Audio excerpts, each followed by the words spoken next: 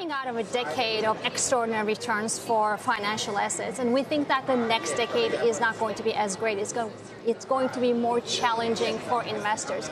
There are a number of trends that are likely going to be picking up steam, and they're going to play a big role in shaping markets and economies. So we are saying investors brace for some disruption as well as higher volatility and lower returns. Are you expecting central bank rates to go up? And if so, what is the best way for investors to position themselves accordingly with the decade ahead? Well, in the near term, we're not expecting them to go up all that much. And over the next decade, I mean, like predicting a decade, predicting a year is hard as it is, so decade is harder. But I do think that there's going to be tensions between certain trends that's going to be a drag on growth, and that's going to keep rates lower. Demographics, it's at the top of that list, right?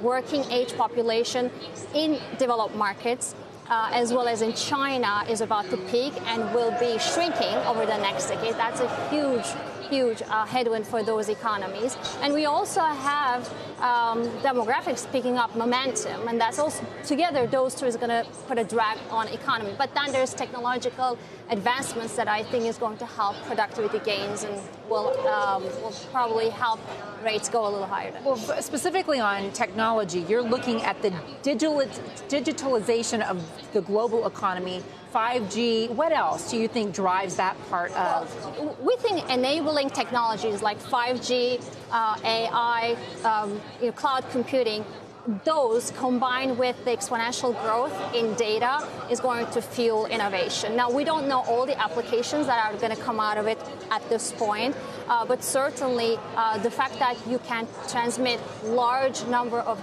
data wirelessly is going to give way to things like autonomous driving and remote surgery. Keith, to the point about demographics, could the next decade be the decade for some of those other emerging markets that we always talk of with great hope, but they've never quite delivered the returns? Well, they're going to have to, because there's going to be no way to transfer the wealth from the developed world so that they can live in retirement. So somebody like me who hopes to be retiring, in the next 10 to 15 years, I have assets. Now, I could eat a stock certificate, but I don't think it would taste very well and it wouldn't be very nutritious. So I'm going to have to sell my assets. Somebody's going to have to buy those. And I think where you're going to see that wealth transfer come from are places like Africa, places in APAC that continue to develop. But there's lots of things and moving parts, which I think you may agree as it relates to fiscal policy, monetary policy, and other demographic trends that will have to happen for that. Demographics is hard for developed nations, but it's actually going to be fueling growth in emerging markets. And then you also say deglobalization is a trend here. How does that fit into demographic growth in other parts of the world? Yeah, so we think what has started as a U.S.-China tariff war is actually going to evolve into a broader U.S.-China rivalry, and we might find ourselves in a bifurcated world where there are two spheres of influence, and certain countries that have enjoyed relatively free trade world will have to choose sides. We think that, for example, in certain countries are already benefiting from the adjustments of supply chains, companies moving their factories from China into other developing Asia, and that is helping their economies and boosting their markets. One more. Can we just talk about water briefly? Because you also think this is one of the big investable ideas for the next 10 years. Yes, we identified actually a couple of areas where we're going to see secular growth cycle continue, and water scarcity is one of them.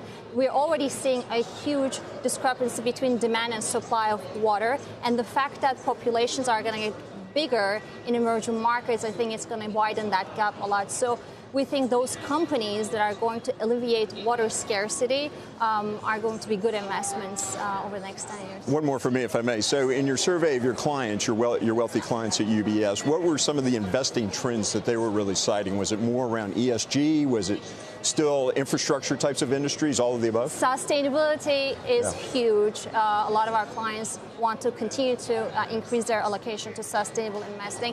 And I will say in the survey, we also found out that more than half of our clients really want to invest in health tech.